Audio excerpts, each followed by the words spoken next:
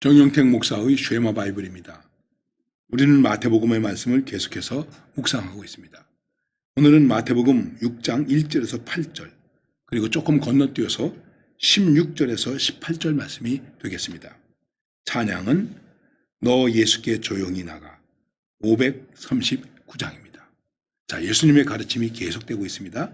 그런데 예수님이 이렇게 말씀하고 있습니다. 1절에서 사람에게 보이려고 그들 앞에서 너희 의를 행하지 않도록 주의하라.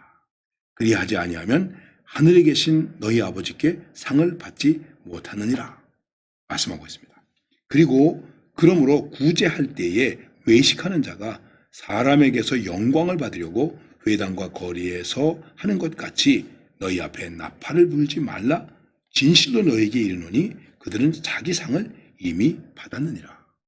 그 다음에 좀 내려가서 16절 말씀을 보면 금식할 때에 너희는 외식하는 자들과 같이 슬픈 기색을 보이지 마라. 그들은 금식하는 것을 사람에게 보이려고 얼굴을 흉하게 하느니라.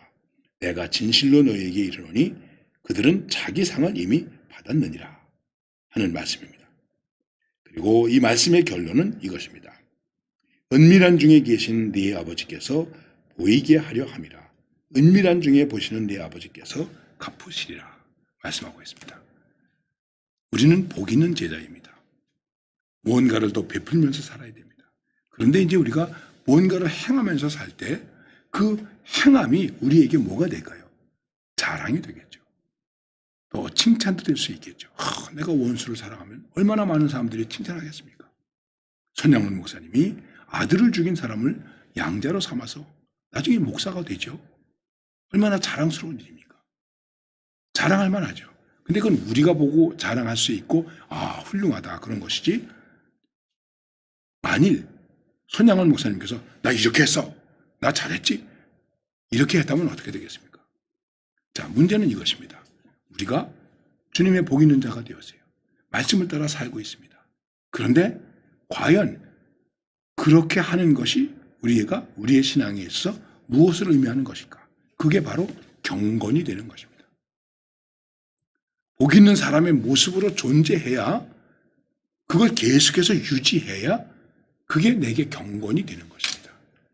그러니까는 바리새인들도 나는 이제 하나님을 믿는 사람이지, 기도해야지, 좀 더 기도를 간절히 하기 위해서 금식하면서 기도해야지, 그리고 어려운 백성들을 도와줘야지, 이렇게 했습니다. 좋은 뜻으로 하는 것이었겠죠.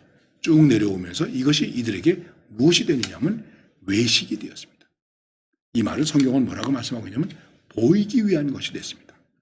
그래서 구제할 때에 구제품을 가지고 나가서 거리에서 나팔을 불고 오세요, 받아가세요, 공의를 베풉니다, 나는 이웃을 사랑합니다, 야 저분 참 훌륭한 분이야, 그래서 칭찬을 받고 그게 자랑이 되는 거죠. 그 다음에 또 좋은 신앙인은 뭘 해야 됩니까? 기도해야죠. 기도를 더 간절히 하기 위해서는 어떻게 합니까? 금식하면서 기도해야죠. 바리새인들은 저는 일주일에 2번씩 금식합니다, 이렇게 말했어요.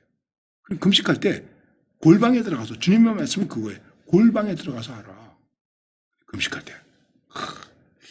힘들어 보이시네요. 예, 제가 요새 금식 중입니다.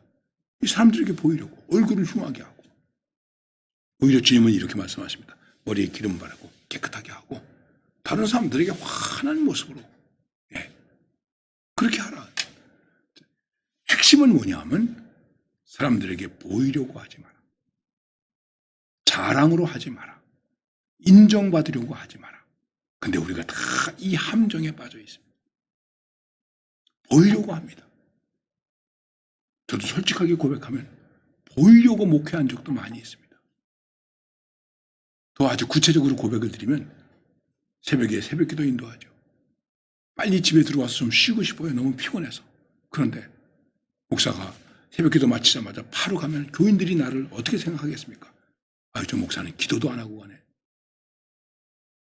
그런데 참 기도 오래 하는 교인들이 많더라고요. 저 교인이 빨리 가면 나도 좀 빨리 갈 텐데 그 교인이 오래 기도해요. 그래서 어떡합니까?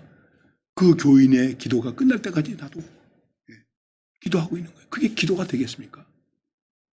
이렇게 외식할 수 있다는 것이죠. 저는 새벽 기도를 가능한 한 안 빠졌는데, 아이고, 우리 목사님은 새벽부터 이게 자랑이 되어서는 안 되지 않습니까?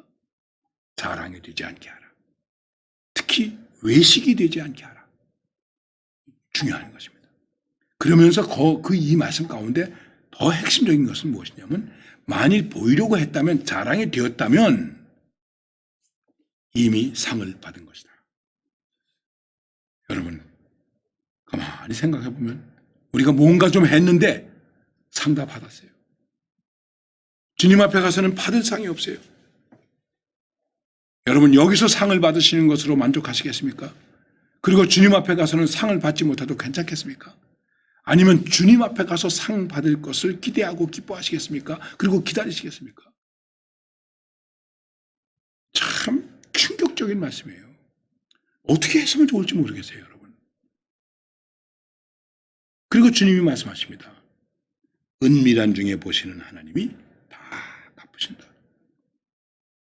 여러분, 이 세상에서 다 받았느니라 그랬는데 정말 그런 것 같아요.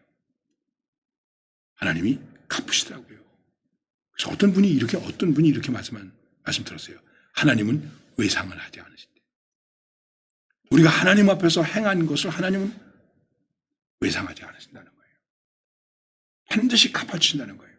저는 지금까지 살아오면서 참 부족한 게 많은 하나님의 사람이었지만은 그 하나님께서 갚아주시는 것을 너무나 많이 체험했어요. 너무 많이 하나님이 갚아주셨어요. 그래서 제가 한때는 이렇게 건방지게 하나님께 말씀드린 적도 있었어요.